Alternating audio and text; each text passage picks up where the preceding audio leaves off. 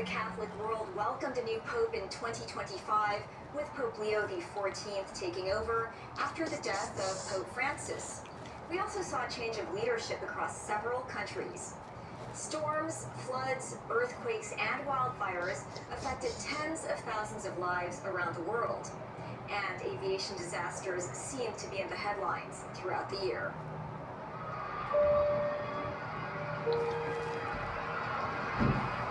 Pope Francis, born Jorge Mario Bergoglio, died on the morning of Easter Monday, April 21, at the age of 88.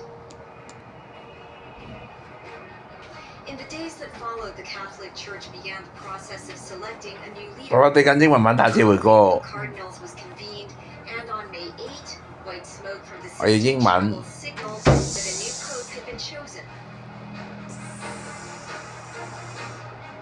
The new pontiff, a former prefect of the dicastery for bishops, took the papal name Leo XIV to become the first ever pope from the United States.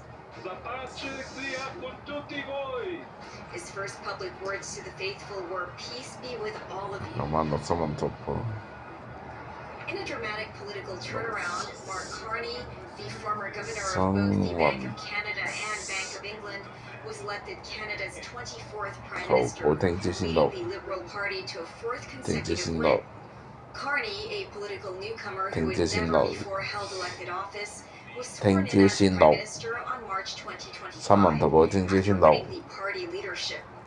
He replaced Justin Trudeau, who resigned because of waning support within his party. Carney then called a snap election, framing it as a necessary response to protect Canadian sovereignty and its economy from a trade war and annexation threats by U.S. President Donald Trump. In a dramatic day in Berlin, Friedrich Merz became Germany's new chancellor on May 6, but only after surviving an unprecedented political humiliation that nearly derailed his appointment before it began.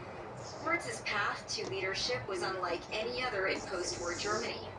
In the first secret ballot in the Bundestag, he fell 6 votes shy of the required majority, marking the first time an incoming chancellor had failed an initial vote. In the repeat vote, Merz secured 25 votes, a majority of 9 that allowed him to be sworn in as chancellor, replacing Olaf Scholz. Lee Jae-myung of the Liberal Democratic Party was elected president of South Korea on June 3 after a snap election triggered by the impeachment of his predecessor Yoon Suk-yeol. The election was a direct consequence of a deep political crisis. Yoon was impeached and removed from office in April after his shocking but short-lived declaration of martial law in December 2024. Lee, who narrowly lost to Yoon in the 2022 presidential election, capitalized on public outrage over a martial law move.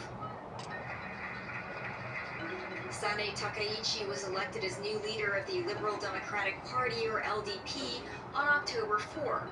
Her path to becoming Japan's first female prime minister initially appeared derailed when the LDP's junior coalition partner, the Komeito Party, ended their 26-year alliance, leaving the ruling coalition without a majority in parliament. To secure the votes needed, the LDP entered into intense negotiations with a right-leaning Japan coalition party. The coalition agreement was eventually signed, and JIP lawmakers pledged to support Takaichi in the parliamentary vote for Prime Minister on October 21. In September, Thailand's parliament appointed business tycoon Anutin Charnvirakul as the country's new prime minister, its third leadership change in 2 years. His election followed the Constitutional Court's removal of his predecessor, Paetongtarn Shinawatra, from office. She was dismissed over ethical violations concerning a leaked phone call with Cambodia's Hun Sen about a border dispute, which also prompted Anutin's Boomjai Thai party to leave the ruling coalition and trigger a political crisis.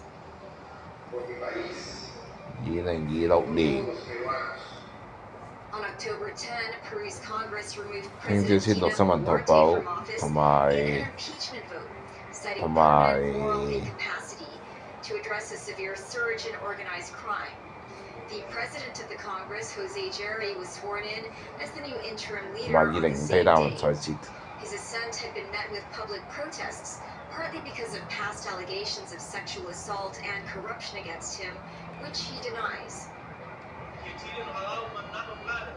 Chile is recognized as South America's most stable economy, with far-right leader Jose Antonio Cast winning a presidential runoff in mid-December, beating leftist Janet Jara. The campaign was dominated by migration concerns and a surge in organized crime. Cast has pledged an iron fist approach and has reportedly praised former right-wing leader Augusto Pinochet, who ruled for 17 years.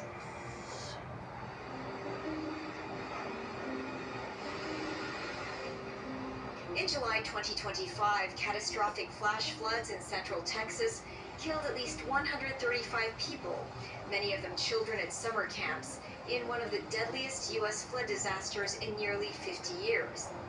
The event unfolded over the 4th of July weekend, with the hardest hit area being Kerr County, where at least 96 lives were lost. The disaster was particularly tragic for young people. At Camp Mystic, a girls' summer camp on the banks of the Guadalupe River, 27 campers and staff perished. The disaster has prompted widespread grief and questions about warning systems, flood preparedness, and the intensification of extreme weather in a changing climate.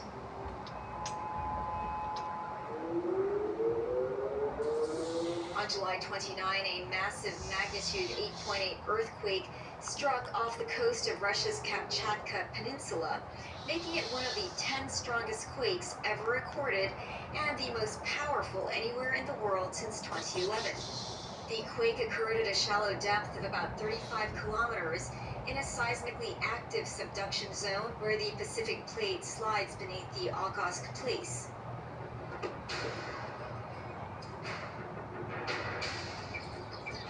On March 28, a major 7.7 magnitude earthquake struck central Myanmar, becoming the country's most powerful seismic event in over a century and triggering a complex humanitarian crisis in a region already devastated by civil war. The earthquake's epicenter was near the city of Sagaing, close to the popular Mandalay, Myanmar's second largest city. The quake caused catastrophic damage, with initial reports of more than 3,000 fatalities and thousands more injured. In 2025, tropical storms and hurricanes have had significant impacts across the globe, featuring powerful systems that set new records and caused considerable damage across the world.